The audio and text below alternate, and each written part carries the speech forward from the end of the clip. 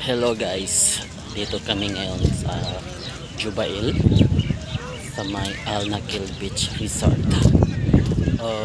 Ano lang, nag-ano lang kami dito, bakasyon.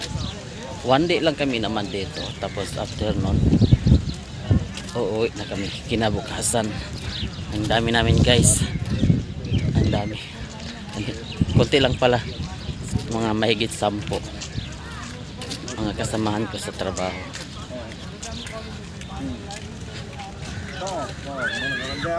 Tingnan nyo, ang dami mga tao. Mga tao. Yan. Yan.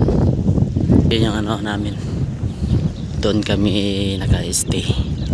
Yan. Tapos doon yung mga dagat guys.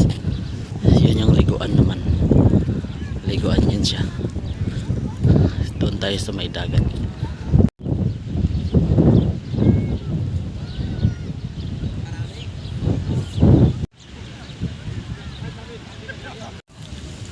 Ito may mga medyo may mga tao pa din.